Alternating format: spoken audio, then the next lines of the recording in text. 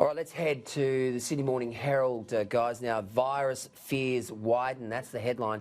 $2 billion risk to economy. Australians still trapped in China. The coronavirus outbreak is bad news on bad news for the Australian economy, with warnings it could hit up to 20,000 jobs across the small business and university sectors as Chinese tourists and students stay home, as the number of deaths from the virus grew to at least 80. There are fears it could wipe $2 to $3 billion from an already soft Australian economy, which is still struggling with the drought and bushfires. If we then head to the Fin Review, you can see another story there that affects Australia and its ability to attract Chinese tourists. China tourist ban to bite. Fifth person contracts virus. Education sector threatened. Health crisis rattles global markets. The age virus death toll surges as fear hits schools and jobs. And of course, a massive story on the front page of the Australian, Australia's preeminent broadsheet. Schools isolate students in danger of China virus. And we have a photograph there of some University of New South Wales student who returned to Sydney from Wahun last week, arrives at Westmead Hospital after testing positive to the coronavirus. Now, of course, Damien, this is a story that we know is certainly a challenging time for Australians, and certainly a challenging time not only for schools but the entire community. Absolutely, and if you remember, I remember last week, this wasn't on our radar. This is something that's blown up in days and is now gripping the world, and certainly Australia. It's now hit home. We've got schools here in Brisbane bracing to test students and keep them quarantined. The market tomorrow is bracing for an almighty whack based on the US futures trading that happened today. So yeah, look, this is a big deal, and that photograph on the front there is really confronting, because that's the first evidence of someone being admitted to hospital with coronavirus that I've seen. I think too, Scott, we have to take into account, as so many people have indicated tonight, that the Chinese were pretty slow off the mark on this. Now, that was either by the fact that the President probably underestimated just how dire this particular strain of the virus was. But we know in those sort of totalitarian regimes, we saw it with Chernobyl,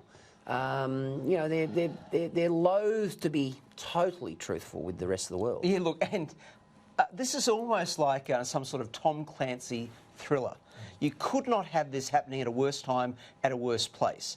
The Chinese government will always try to be a bit quiet about this, and it's happened right at Chinese New Year, where you have millions of people moving across the world, in and out of China. You could not have a worse situation for this. Now, we've got 5 identified here in Australia. We're seeing schools isolating students, and they're talking now about the economic impact. You do worry now, with almost 3,000 people confirmed in China, 80 dead in China, how much bigger this will get, and really, can you believe that China will be revealing everything about it, needs to reveal about it, to make sure that this doesn't spread any further? Well, the University of New South Wales has confirmed the 5th person to be diagnosed with coronavirus in Australia is one of its own students. The 21-year-old had been staying on campus but didn't attend any classes. She arrived on a direct flight from Wuhan to Sydney and developed symptoms 24 hours later. It's the mystery virus that's rapidly spreading. 5 confirmed cases of coronavirus in Australia, 4 of those in New South Wales and 1 in Melbourne. The latest case, a 21-year-old woman arriving on a direct flight from Wuhan to Sydney. She was met at the airport. She obviously received the fact sheet that said, if you become unwell, attend and seek care, and these are the signs and symptoms. She developed some symptoms about 24 hours later, and they worsened. In Western Australia, 4 cases are currently under investigation. It's emerged the coronavirus is spreading before symptoms start showing. Health authorities here yet to confirm the alarming reports. We still haven't changed our position that we think the coronavirus infection is infectious after symptom onset. We will continue to adjust our public health response in accordance with that emerging evidence. Australia's chief medical officer says airports have bolstered border security. Every flight from China now is being met by border security officers who are going on the plane and distributing information to every passenger, trying to identify any unwell passengers. The coronavirus outbreak is worsening. Australia is one of 11 countries confirming cases of the mystery illness, which presents itself as the common cold. The federal government is now scrambling to evacuate all Australians from Wuhan before the deadly virus infects even more people. The foreign minister revealed hundreds of emergency calls have been made to consular officials, but she wasn't able to confirm an exact number. We don't have a consular presence on the ground, so getting in to help, given the travel restrictions, continues to be a significant difficulty. And we also have to remind ourselves, I think, that the Chinese government has placed the travel restrictions in place in these areas to contain the coronavirus outbreak itself. At least 80 people are dead as health authorities around the world work to stop the spread of coronavirus. Stella Todorovic, Sky News. Let's have a look at the front of the Gold Coast Bulletin. This coronavirus is obviously affecting so many people in China, but obviously the prospects of it being transmitted to other countries is there. We know that there are already 5 cases in Australia. And if we go there, School Sick Notes, the headline. Students travelling from countries affected by the coronavirus are being warned not to return to class this week as schools are placed on high alert. As thousands of students across the Gold Coast head back to classrooms today for the start of a new school year, some schools are taking the precautionary step and asking students who holidayed in China over the break to impose a 2-week quarantine.